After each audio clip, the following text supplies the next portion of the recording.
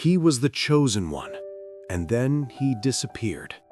For millions who grew up with Star Wars, Hayden Christensen wasn't just an actor. He was a myth in motion. The young man who became Anakin Skywalker, the bright prodigy who turned to darkness. And then, almost as suddenly as his character fell, he vanished from Hollywood. In the early 2000s, Hayden was everywhere. Red carpets, magazine covers, award stages. His face was printed on lunchboxes, posters, even action figures. He was 21, soft-spoken, with that hesitant smile that seemed out of place in the world's loudest industry. Reporters called him the next DiCaprio. Studios chased his name, and for a brief, blinding moment, the world believed they were watching the rise of Hollywood's newest golden boy. Then, silence. No more interviews, no more headlines, no scandals, no arrests, no public meltdowns, just a man who walked away. In an age obsessed with visibility, Hayden chose invisibility. Now at 44, his return has left fans asking the same haunting question: why did he disappear? To understand that, you have to go back to the moment he was chosen. The day George Lucas decided this quiet kid from Vancouver would carry one of the most sacred myths in cinema. Hayden was only 19 when he auditioned for Star Wars Episode II, Attack of the Clones.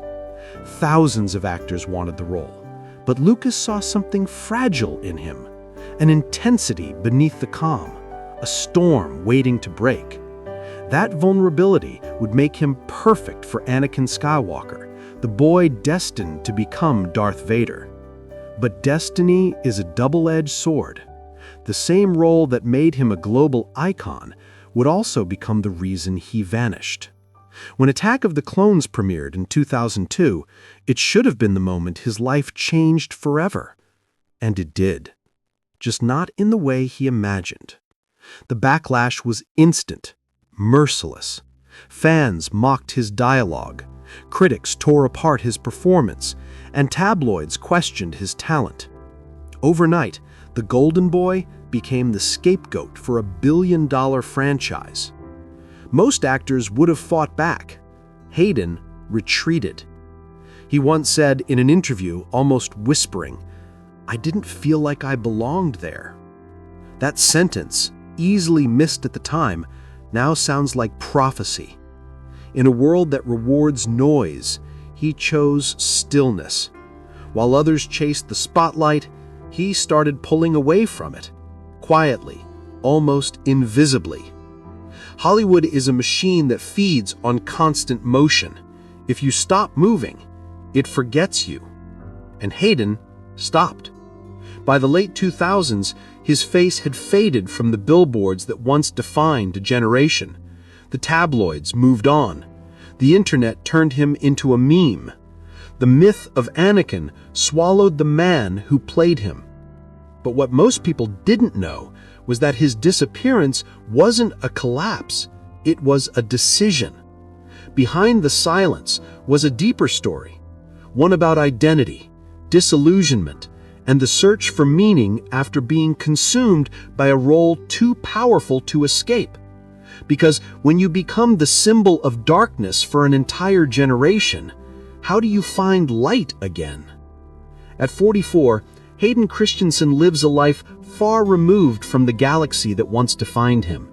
Yet the traces of that world are still everywhere, in the faces of fans who still whisper his name at conventions, in the children who grew up watching his fall and redemption, and in the man himself. Quieter, older, but finally at peace with the myth he once tried to escape.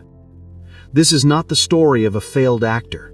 It's the story of a man who walked away from fame to save himself. And tonight, we'll uncover why Hayden Christensen disappeared after Star Wars and what he found when the cameras stopped rolling. Before Hollywood, before the lightsabers and the legends, there was just a quiet boy from Vancouver who loved stories. Hayden Christensen was born in April 1981 in a small, middle-class family where ambition was modest and imagination was everything. His father, a computer programmer, and his mother, a speechwriter, didn't raise him to chase fame. They raised him to stay grounded. Yet, even as a child, Hayden carried that quiet intensity that never sought attention, but always drew it. He was the kind of kid who could sit in silence for hours, building worlds in his head. Friends remember him as gentle, slightly reserved, and always lost in thought, more observer than participant. When his older sister started doing commercials, Hayden tagged along to her auditions. One day, a casting agent looked at him and said, "You, kid, want to give it a try?" He shrugged, said yes, and without realizing it, stepped into a world that would one day both make and unmake him. His first gigs were small: a Pringles commercial, a few Canadian TV spots, a walk-on role in a soap opera. But something about his face, that balance of innocence and melancholy, made people remember him. In those early days, Hayden didn't treat acting like a path to fame. It was a craft, a way to feel something deeper than words allowed.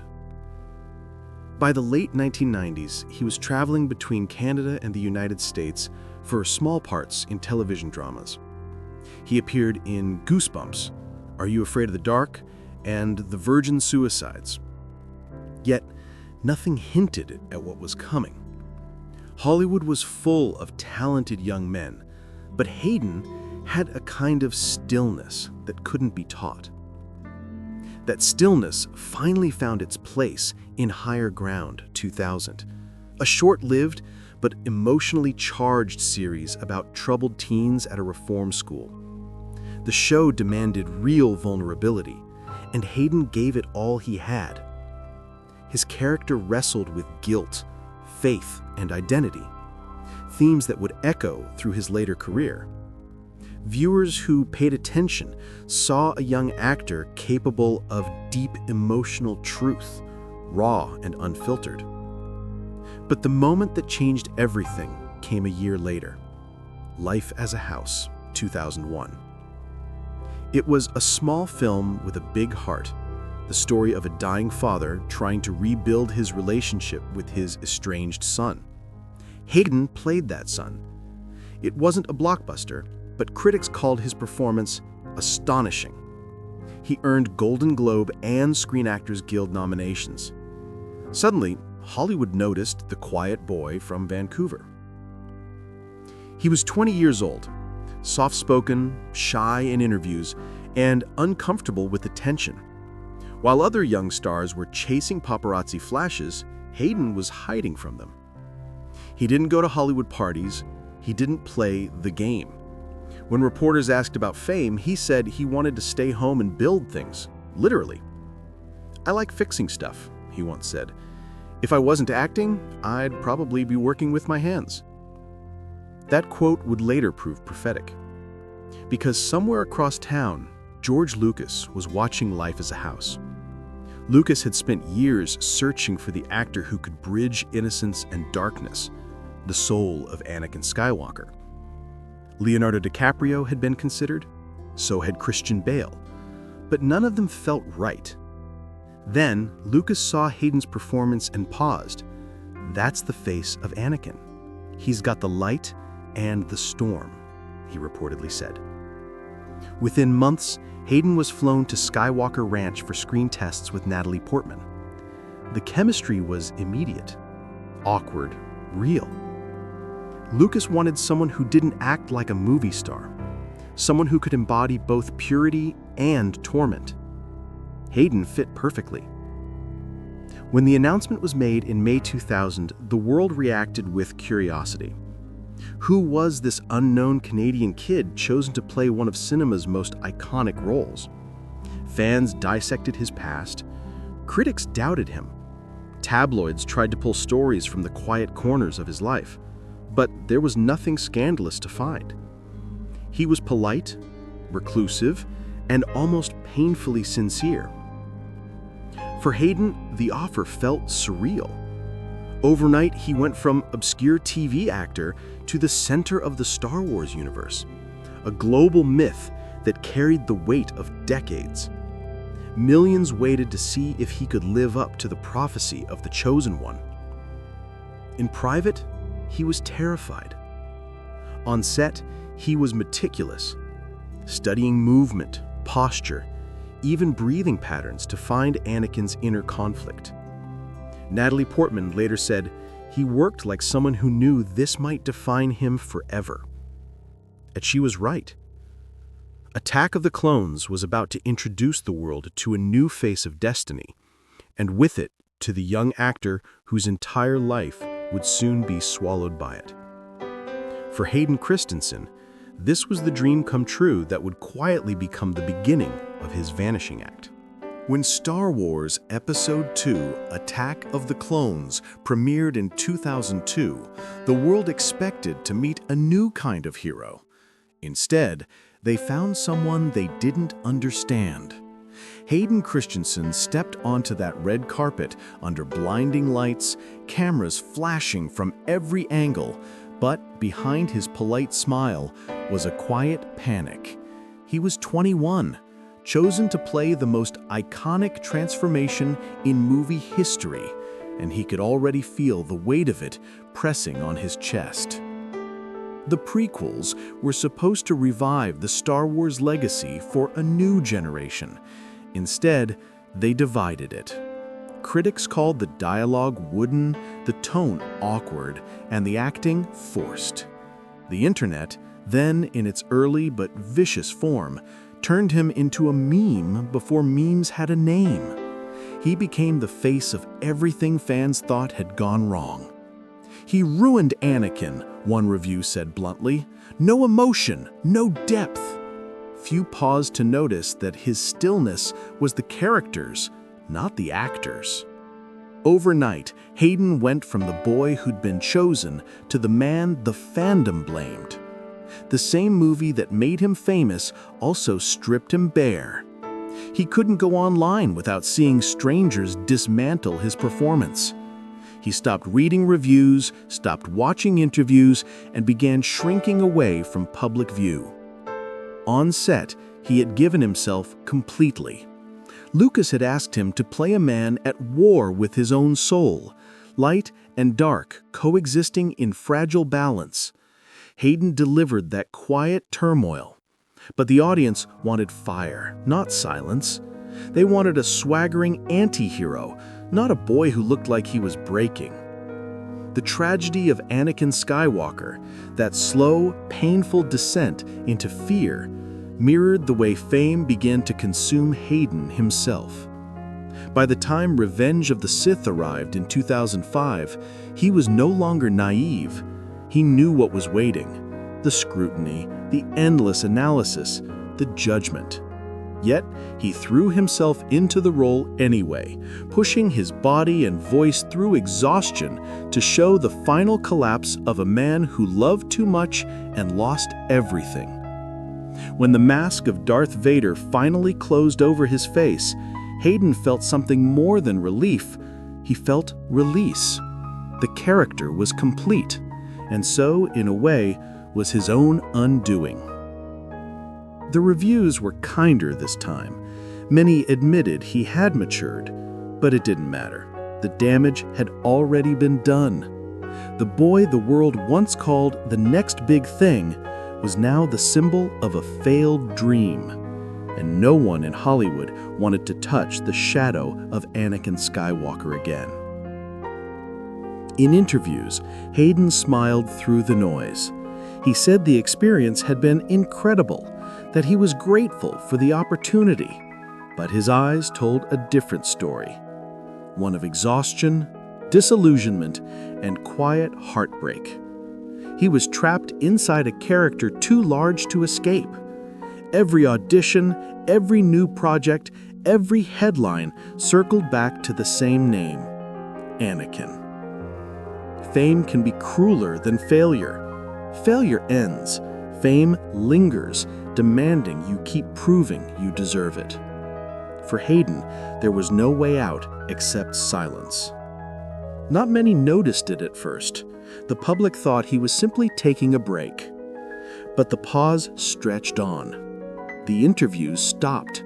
The red carpets disappeared. And by the end of that decade, so did he. The prophecy had come true, not for Anakin Skywalker, but for the actor who played him. The chosen one had fallen, and no one was looking for the man beneath the mask. What the world didn't know was that Hayden Christensen hadn't been destroyed by fame. He had walked away from it, willingly, because after living inside a myth, he needed to remember what being human felt like. When the world last saw Hayden Christensen on a major screen in 2005, he was burning in the fires of Mustafar, his face half-covered, his scream echoing through the galaxy. Then, as the credits rolled and the theaters emptied, so did his presence from Hollywood. No press tours, no new projects, no public appearances. He didn't spiral into scandal or excess. He simply stopped. While most actors in his position would chase momentum, Hayden did the opposite. He retreated, first emotionally, then physically. He left Los Angeles, packed his life into a few boxes, and went back to the quiet countryside of Ontario, Canada. There, on a 200-acre farm far from flashing lights, he began rebuilding something no one in Hollywood could give him: peace. Neighbors described him as polite, withdrawn, and astonishingly normal. They'd see him repairing fences, driving a tractor, or tending to his crops in the morning fog. When a journalist finally tracked him down years later, they found not a fallen star, but a man who looked content in his anonymity. He said softly, "I felt like I needed to build something real." It was the first time he had spoken publicly in years, and those words, "something real," said everything. After playing the most mythic role of his generation, Hayden no longer wanted to perform. He wanted to live. But silence in Hollywood is dangerous.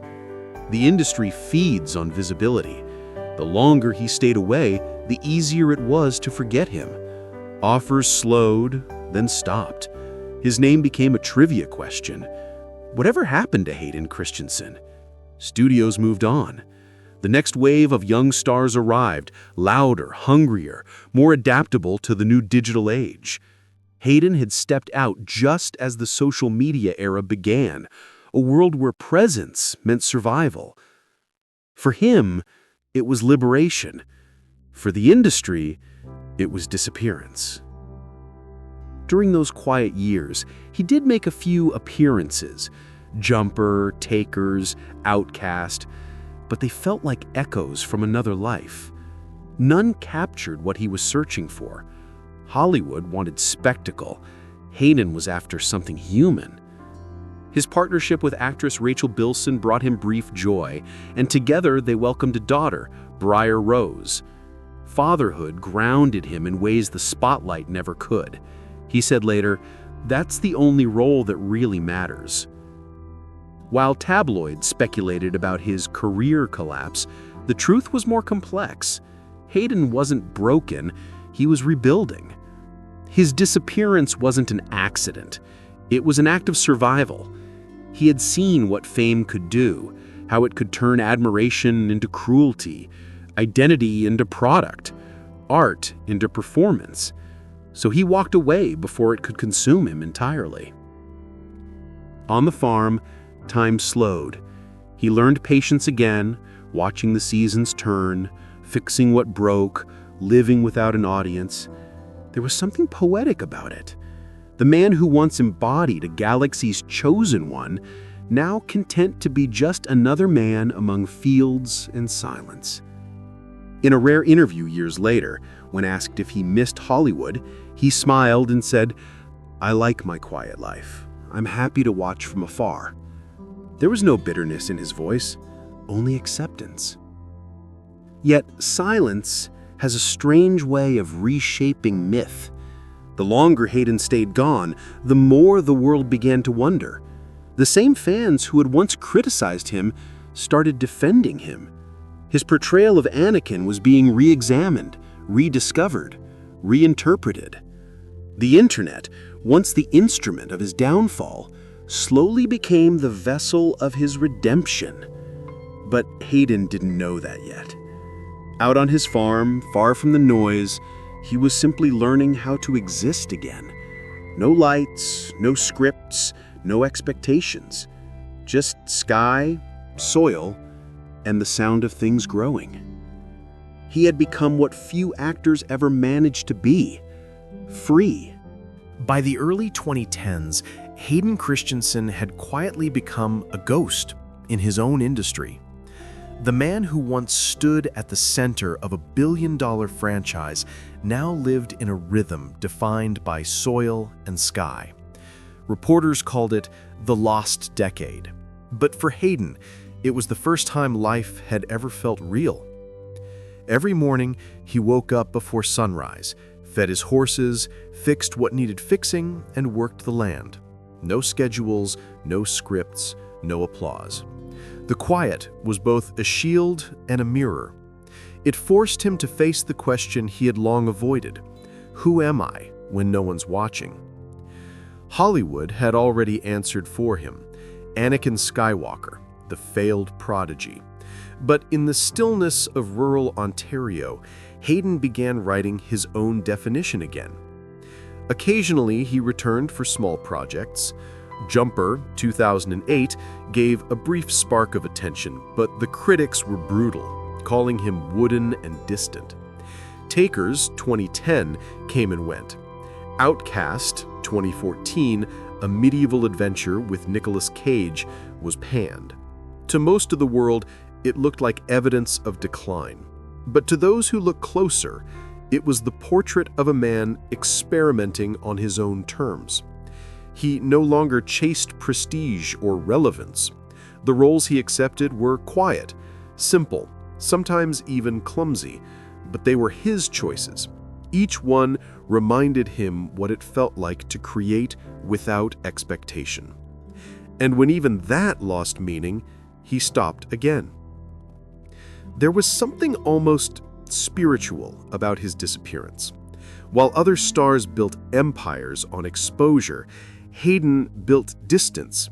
He spoke rarely, appeared rarely, and when he did, it was almost accidental.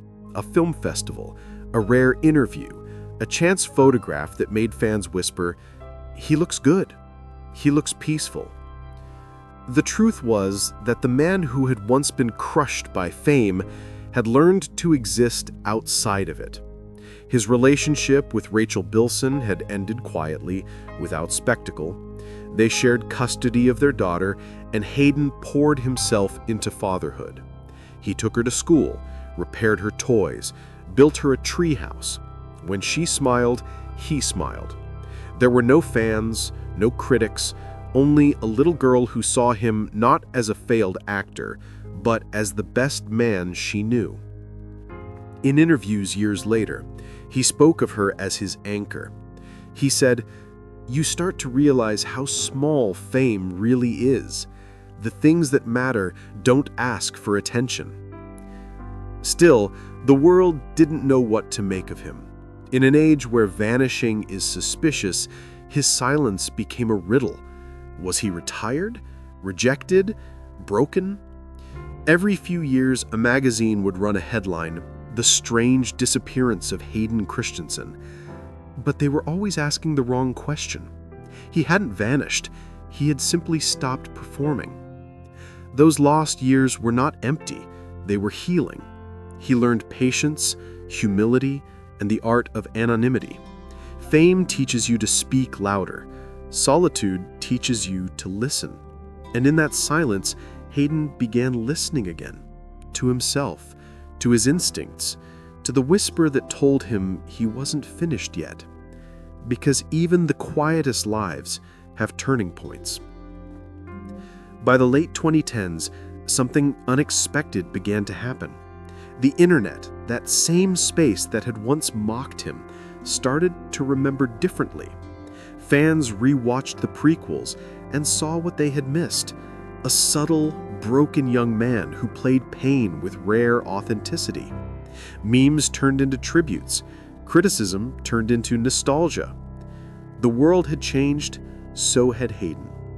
He didn't rush to capitalize on the redemption. He waited, observed, grew older, steadier, more private, until one day a familiar call came from Lucasfilm. The galaxy that had once destroyed him was opening its doors again, this time not to judge him, but to welcome him home. And for the first time in nearly 2 decades, Hayden Christensen said yes. When the call finally came, Hayden Christensen didn't hesitate, but he also didn't celebrate. After all the years of silence, of walking away from everything he once knew, the idea of returning to Star Wars felt less like a career move and more like an act of closure. He wasn't coming back to chase fame. He was coming back to make peace with the ghost that had followed him for half his life. In 2022, Disney announced the Obi-Wan Kenobi series. The internet erupted, and for the first time in nearly 2 decades, Hayden's name was being spoken with warmth instead of ridicule. Fans who had grown up during the prequel era, once children mocked by older fans for loving his portrayal, were now adults with voices, platforms, and nostalgia. They had grown up, and so had their understanding of him. What was once seen as stiffness, they now recognized as restraint. What was once called wooden, they now saw as pain. When Hayden appeared beside Ewan McGregor at Star Wars Celebration, the roar of the crowd was deafening. It wasn't just applause, it was apology. Thousands stood, cheering through tears, as if trying to erase the years of silence with sheer volume. Hayden smiled, shy, humbled, a little overwhelmed, and said only, "It feels good to be back." He wasn't exaggerating. The reunion with Ewan was more than professional, it was personal. The two had shared the burden of the prequels, the pressure, the backlash, the isolation. And seeing each other again was like closing a circle that had been left open for too long. They embraced backstage like brothers who had survived the same war. On set, Hayden slipped back into the armor of Darth Vader. The black suit, the mask, the breathing. All the weight of the legend he had once carried now rested differently on his shoulders. There was no fear this time, no anxiety about criticism. He had already lived through the worst. What remained was gratitude. He wasn't performing for acceptance anymore. He was performing for meaning. Behind the mask, Hayden said he felt peaceful. The irony was not lost on him. 2 decades earlier, Anakin's mask had symbolized suffocation. Now, it felt like liberation. He said, "It's strange to come back to a role that wants to find you and find that you've both changed." The show itself became a bridge, not just between the trilogies, but between generations. Young fans met him for the first time. Older ones rediscovered what they had missed. Critics who once dismissed him now praised his haunting subtlety. The man who was once accused of ruining Star Wars had become one of the reasons it still mattered. But Hayden didn't treat the moment like a victory lap. He spoke softly about the experience, giving credit to others, avoiding grand statements. He said, "It's been an emotional journey. I'm just thankful to still be part of this world." That humility, the same quality George Lucas had seen in him all those years ago, had survived everything: the noise, the hate, the vanishing. At 44, Hayden Christensen stood on a stage in front of thousands of people cheering his name, not because he had reinvented himself, but because he had remained himself. In an industry that demands reinvention every few years, that kind of authenticity is its own rebellion. The comeback wasn't about fame, box office, or nostalgia. It was about reconciliation, between man and myth, artist and audience, past and present. It was proof that time can heal even the most brutal misunderstandings. And as the lights dimmed on that stage and the crowd's voices faded into a warm echo, Hayden's story no longer felt like tragedy. It felt like something else, something far rarer in Hollywood: grace. At 44, Hayden Christensen lives quietly, far from the machinery of Hollywood that once devoured him. He still keeps his farm in Ontario, where mornings begin with the sound of wind through trees instead of camera shutters. He tends to his horses, spends time with his daughter, and occasionally returns to Los Angeles, not as a star reclaiming fame, but as a man who has nothing left to prove. He has learned that the greatest form of power isn't visibility, it's peace. The boy who once shouldered the weight of an intergalactic myth has become the man who can let go of it. There's something poetic about it. Anakin Skywalker was consumed by fear of loss. Hayden Christensen was redeemed by learning to live without needing to be seen. When asked recently if he ever regretted disappearing, Hayden smiled and said, "No, it's good to step away. You see things more clearly from a distance." That sentence feels like the final line of his story, not an ending, but a revelation. Because distance gave him perspective, and perspective gave him freedom. He's no longer the chosen one, the tragic hero, or the meme. He's just a man who has walked through noise into silence, through fire into stillness. And in that stillness, something remarkable happened. The world changed around him. The children who grew up watching him have become adults who understand what he was trying to do. They recognize now that his portrayal of Anakin wasn't flat, it was fragile. He didn't play a villain, he played a boy suffocating under destiny. The performance that once ended his career is now seen as ahead of its time. Time has always been Hayden's quiet ally. While fame fades quickly, time reveals truth slowly. And in time, the truth came back to him. The industry that once overlooked him now celebrates him. At conventions, fans line up for hours just to tell him thank you. Some cry, some bring their children. They call him a symbol of resilience, the actor who endured hate, vanished, and returned with grace. Hayden listens, smiles, signs their posters, and says softly, "I'm glad it still means something to you." He's not chasing roles anymore. He's choosing them. Every decision now comes from intuition, not fear.